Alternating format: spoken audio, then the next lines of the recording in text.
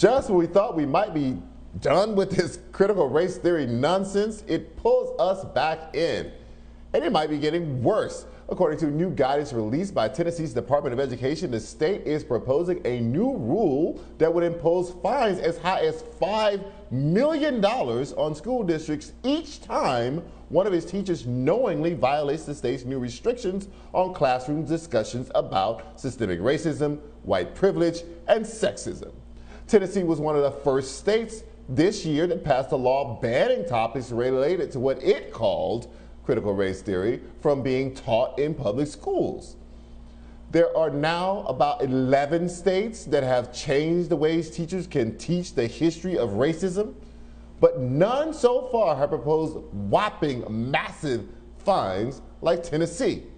According to educationweek.org, the state's education department has already received complaints of violations of the law. In June, the Williams County chapter of the national group Moms for Liberty, a group that says they advocate for parental rights, wrote to Tennessee Education Commissioner objecting to a lesson about Ruby Bridges, the first black child to desegregate an elementary school in Louisiana. The complaint said white students in the class felt uncomfortable about the subject.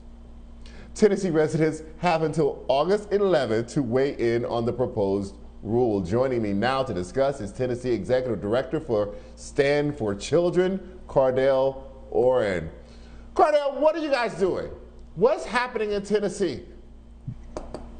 I mean, we're leading the country in the most ridiculous ways, I think, in these areas.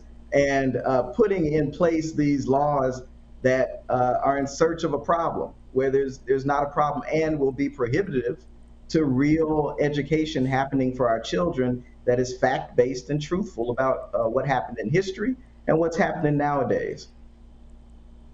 Now, part of this $5 million giant price tag is just a scare tactic to get teachers to be too afraid to teach accurate history so that they don't have to enforce it. Because enforcement is a really tricky thing to do unless you write it in a lesson plan and send it home and the parent has it as a written document.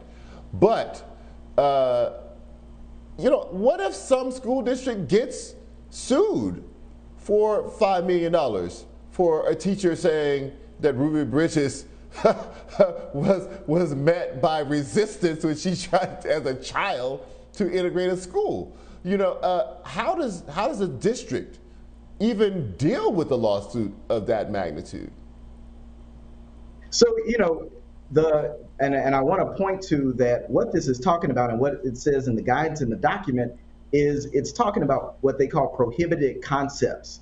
And that fundamentally is just stomach turning when you look at it and say every time it goes through and you say prohibited concept, this is what a prohibited concept is. So when we are talking about our history and we're talking about race and challenges and oppression in our country, to think that there are prohibited concepts that should not be explored is very troubling. So the other piece. Wait, stop right there. Yeah. Stop there. I just want to get you to explain to our viewers, what are the prohibited concepts in Tennessee right now?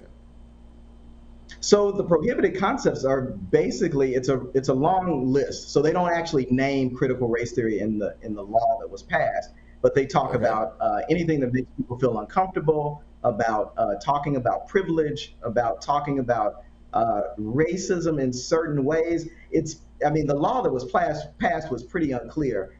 This guidance seeks to add some clarity, which it does to some degree. It also adds an opening for these issues or issues around certain peoples in our country to be taught in accordance with the standards or what's part of the curriculum.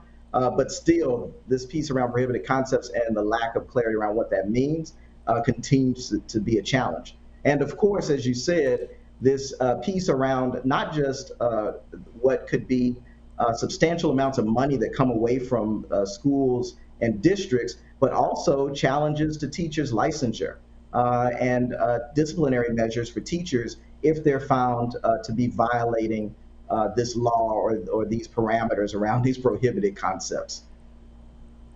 Do you believe that this law and this guidance is constitutional and would hold up in court?